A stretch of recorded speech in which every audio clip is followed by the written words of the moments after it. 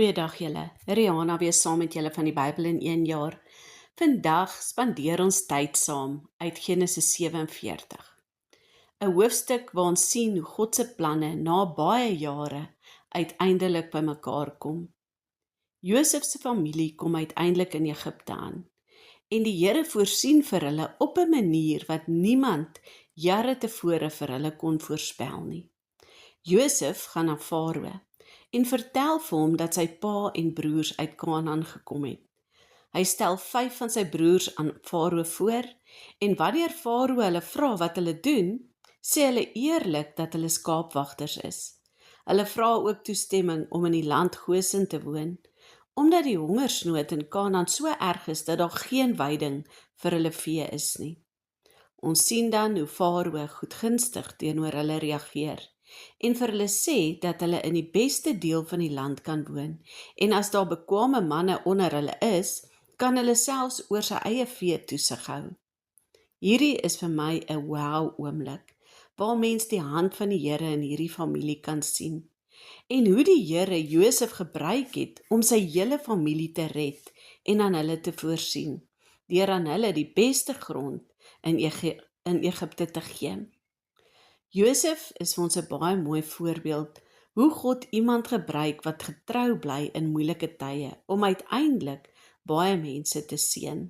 Josef het deur verwerping, slawerny en die tronk gegaan, maar God het dit alles gebruik om hom op die regte plek te bring vir die regte tyd.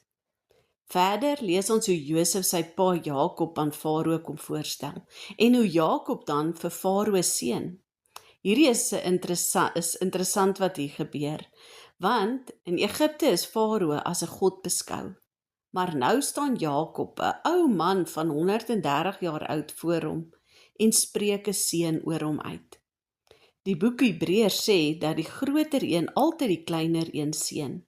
Met ander woorde, vanuit God se perspektief was Jakob baie ryker as Farao. En waarom sou dit wees? Omdat Jakob iets gehad het wat die wêreld nie kon gee nie, 'n verhouding met God en die beloftes van God. Jy sien, in God se oë is geestelike rykdom baie belangriker as aardse mag. Jakob het nie politieke mag of gesag gehad nie, maar hy het 'n verhouding met God gehad. En daarom kon hy selfs die magtigste koning van daardie tyd seën.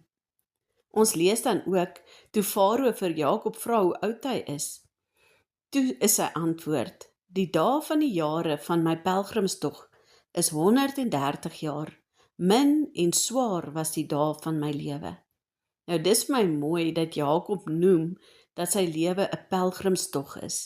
Hier sê hy eintlik dat hierdie wêreld nie sy finale tuiste is nie. Hy is net op pad na iets groters. En dis iets wat Jakob ons weer kom herinner aan vandag. Ons raak soms so vasgevang in ons probleme, ons teleurstellings en ons planne, dat ons vergeet, hierdie lewe met al sy smart en swaar kry, is nie ons eindbestemming nie. Ons is ook pelgrims op pad na ons ware huis by God. Iets waarna ons vol vreugde kan uitsien elke dag. Ons lees dan verder in hierdie hoofstuk hoe Josef sy familie in die land Raamse vestig en vir hulle kos voorsien gedurende die hongersnood. Terwyl die hele streek swaar kry, is daar voorsiening vir Josef se familie. Ons sien hier iets besonders van God se karakter. God voorsien vooruit vir sy kinders. Jare voordat die hongersnood gekom het, het God reeds vir Josef in Egipte geplaas. En baie keer werk God nog steeds so in ons lewens. Dinge wat vir ons vandag sinloos of pynlik lyk, is dalk juis God se voorbereiding vir iets wat ons nog nie kan sien nie. Die volgende gedeelte van die hoofstuk beskryf hoe die hongersnood elke dag net erger word en hoe Josef dit met wysheid bestuur. Eers koop die mense kos met geld, dan gee hulle vee, dan hulle grond en uiteindelik gee hulle self as dienaars vir Farao, want hulle het niks anders oor nie. Hier sien ons hoe hierdie krisis mense se harte ontbloot. Die oomblik toe hulle aan die einde van hulle self kom, sê hulle met 'n dankbare hart dat Josef hulle lewe gered het. Josef was nie besig om mense uit te byt nie. Hy het hulle letterlik van die dood gered. Dis vir my so mooi dat wanneer ons na hierdie hoofstuk en Josef se lewe kyk, sien ons ook 'n pragtige prentjie van Jesus. Eerstens sien ons dat Josef die wêreld red van hongersnood, waar Jesus die wêreld red van sonde. Ons het in hierdie hoofstuk gesien dat Josef die persoon was deur wie kos versprei was tydens die groot hongersnood. Die mense moes na Josef toe kom om te kan lewe. Net so sê die Bybel dat mense na Jesus moet kom om geestelike lewe te ontvang. Soos Josef die enigste bron van brood was in die hongersnood, so sê Jesus in Johannes 6, ek is die brood van die lewe.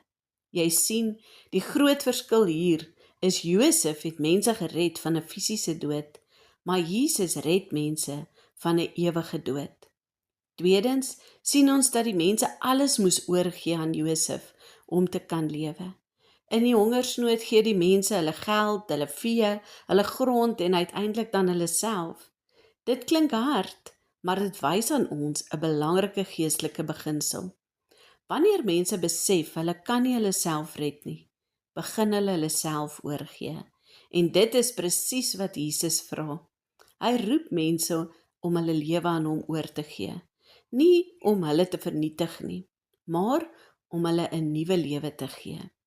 En dan derdens, gee Josef teen die einde van die hongersnood saad vir die mense om weer te kan plant. Dit beteken die tyd van oorlewing word 'n tyd van nuwe begin. Dit herinner ons aan wat Jesus doen. Jesus gee nie net redding nie, hy gee ook 'n nuwe lewe. Die Bybel praat daarvan dat God se woord so saad is wat in mense se harte geplant word. En dan sien ons ook hoe Josef dan sy familie na veiligheid bring in Goshen, die beste deel van Egipte, waar hulle beskerm en versorg word.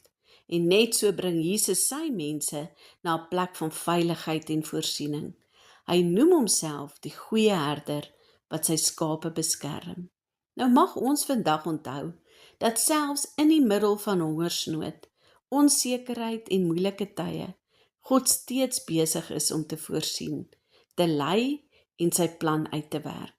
Mag ons soos Josef getrou bly waar God ons plaas en mag ons soos Jakob onthou dat ons net pelgrims is op pad na ons ware huis. Julle moet 'n mooi en geseënde dag hê. Totsiens.